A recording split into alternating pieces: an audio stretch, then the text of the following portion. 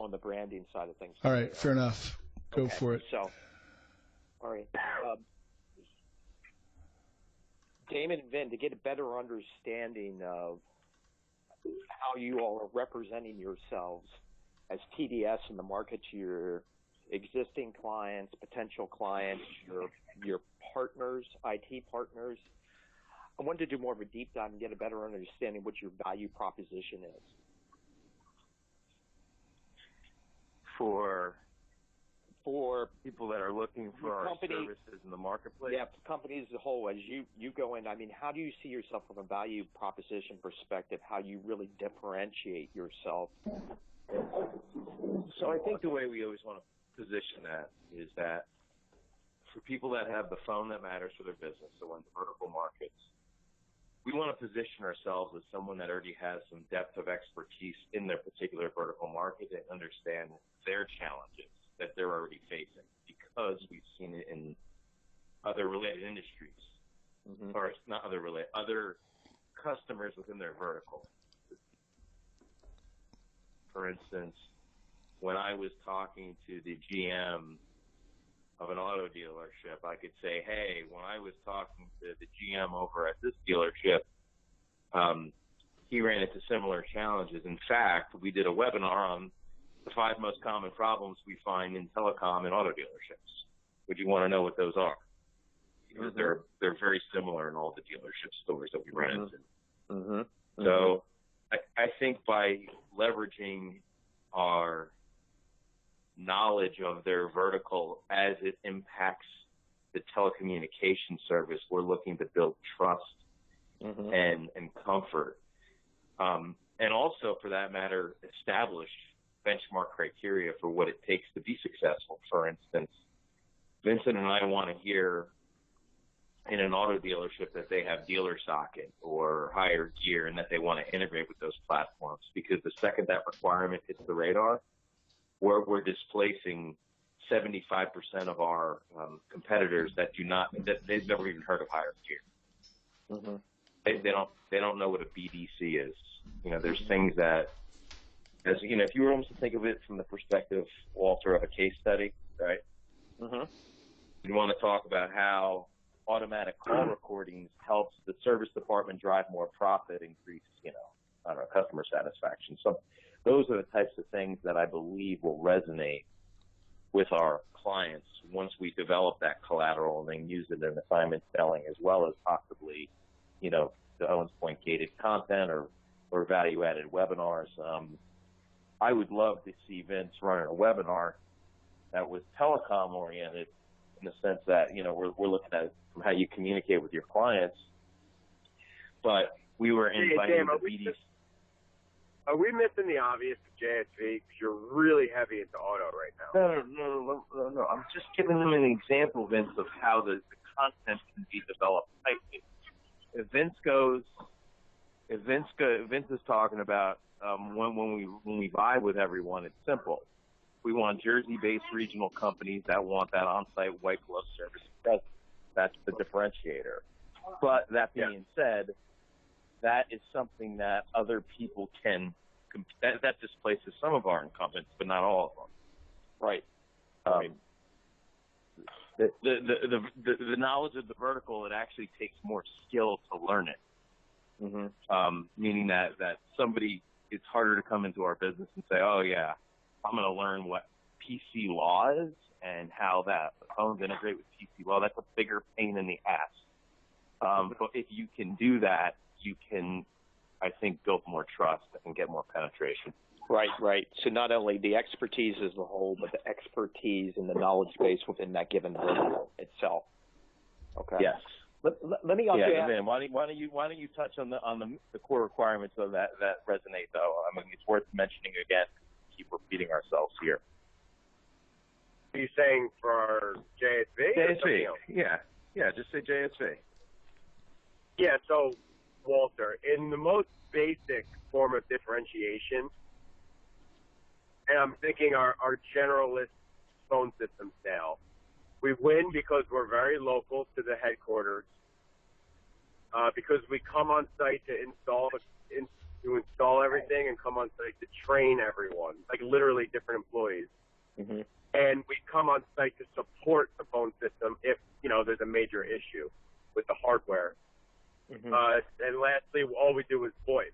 So sometimes we win just because it's a focus where IT guys and security guys and other people, they're spread thin. Clients that's all we do. So on a basic differentiation, we call it JSV.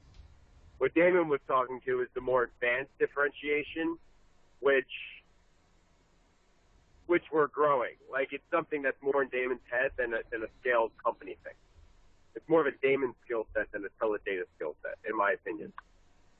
Mm-hmm. Well, it's my fault for not having taught everyone. No, it's honestly my opinion, Damon. It's amazing, but it's more in your head than in anyone else. No, Vince. But what I'm driving at is the fact that I haven't cross-trained on this it's my fault I haven't. The reason I win the sales I do is because of the expertise I've developed in those critical markets. Yeah. No, without question. Yeah. So I wanted Walter to know that this is not 13 people in our company do not understand what Damon said with the dealership. Mm-hmm. Guys, for the dimmest bulb in the box, JSV is what? I'll tell you. Jersey, same company, installs everything and supports everything. We're voice specialists. All we do is phone. So JSV. All right. Thank God. I thought I was an idiot. I thought, that's one of these common acronyms, Owen. What the hell are you? Okay. Jesus. Right. All right. So that was we made that up. Okay, that's an internal acronym you guys use. Yeah, okay, very good. Okay. We came up with it during one of our EOS quarterlies because, once again, in teaching everyone, when you run through that filter, you say, all right, JSV, do the phones matter?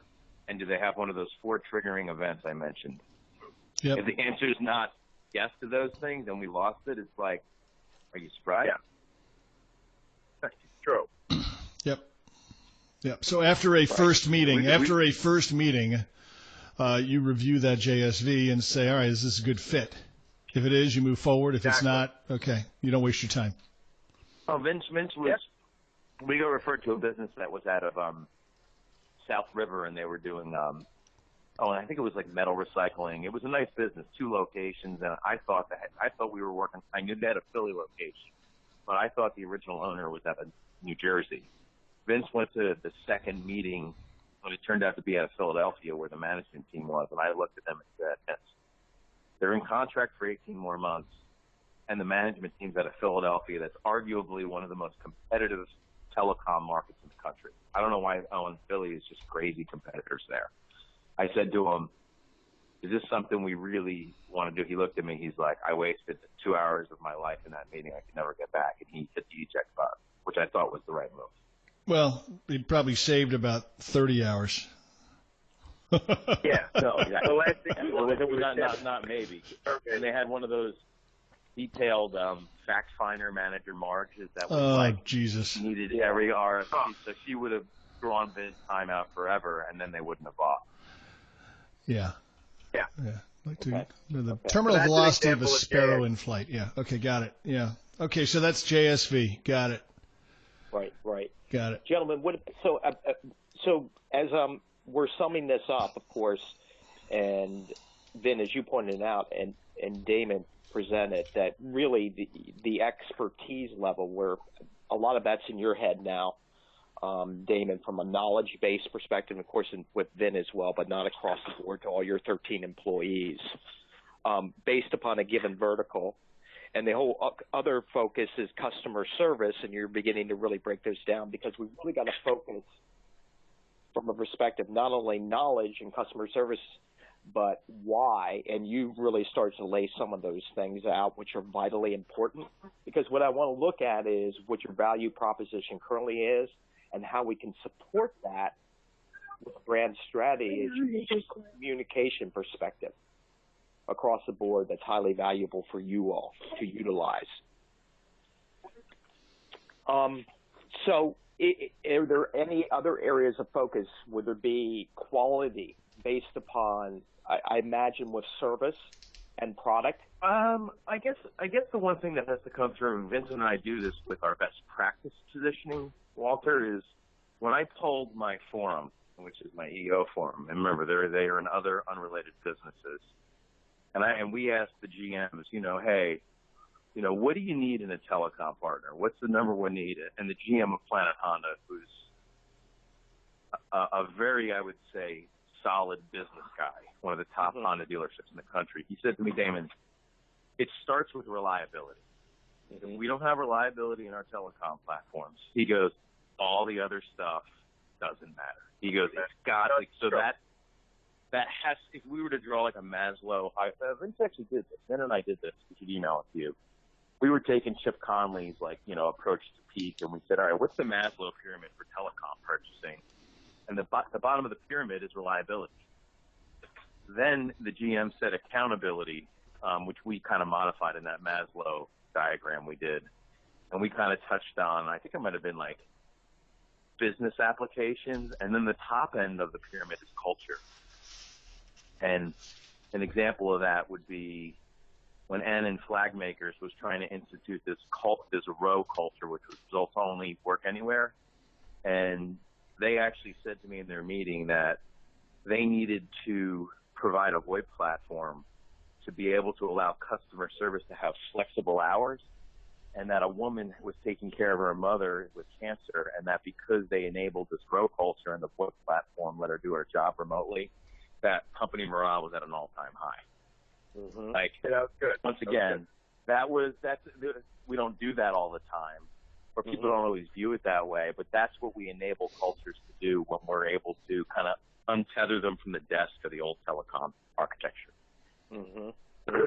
Yeah, to piggyback on that, we just did a job, 3-location, like chiropractic practice, and they had massive quality issues with their old provider. So every other call had shitty quality of call, like every other call. So when we put in our cloud-based solution, immediately the calls were clear. So it literally put the staff in a good mood. Like culturally, they were happier because the quality was better. So, like those are just examples of, you affect more than just the phone system. You're affecting the staff if they're in a shitty situation.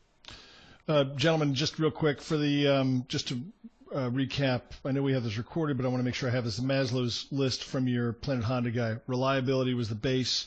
What was the second? I'll send it.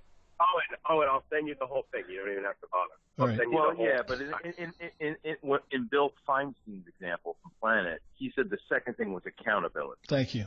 Meaning that he wanted a system that allowed him to track and measure how his people were doing, his leads were coming in, and so after he had reliability, it was impact on the business in the form of accountability.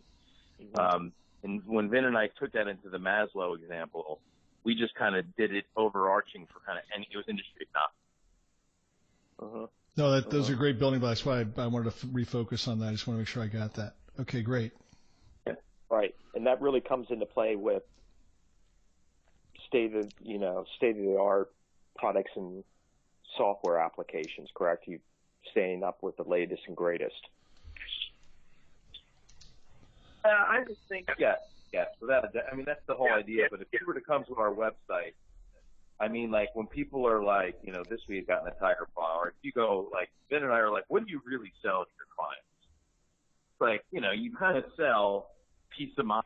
Like you're selling a good night's sleep. Like they're picking us because they want their shit to be taken care of. They want to outsource. Yeah, like so in the owner's mind, like, well, why are you partnering with Teledata? Well, because they're dealing with all this shit. I don't have to. I don't want to know how to be telecom. So it's that whole trust, peace of mind, good night of sleep. Hey guys, I'm going to mute you for 1 second while I'm doing something. All right? Yep. Okay, sure. Yep. Okay.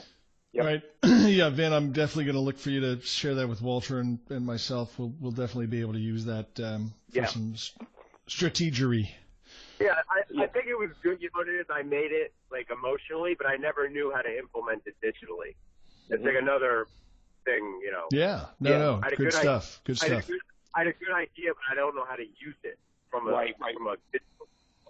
Well, this is a good starting point, and Vin, our goal is to, from Owen and my perspective, write out the value proposition, have you all look at it, and we massage it together to make it what it needs to be, but really different from your competition, because you know better than anybody else. Everybody goes and says, well, we got they're not going to say we have crappy phone systems. We got quality phone system. We give great customer service. But really comes down much more in that why. Why are we different? We take care of our clients because A, B, C, and D, and you may not be focusing on the product. Well, of course you're focused on the product, but you're much more the comfort level, right? Well, the truth is, guys, and you should understand this, our cloud-based phone system is every cloud-based phone system is about 95% parity. Like, they all do the same shit. Right. So I can leverage the features, but everyone can do it. Yep. I promise you, everyone. Think of it like a copier. Anyone can scan a page, you know? Most definitely. And but the one thing I'll highlight is that the difference with us is that we don't skip steps on implementation because we follow best practices that guarantee reliability. That's the difference. You need to get closer to your phone. Say that once more, Damon. I said that part of the reason why people partner with us is when we hit our target demographic of the phone matters. And, we hit all those things and we say, well, we use best practices that we don't skip steps with cloud telecom so that we have high reliability. And that's the difference between us and the guy selling it over the call center saying, no problem, Owen. Just plug your phone into the internet and everything's going to work great. And we're like, that's not how it works in a corporation with law firm. Mm-hmm.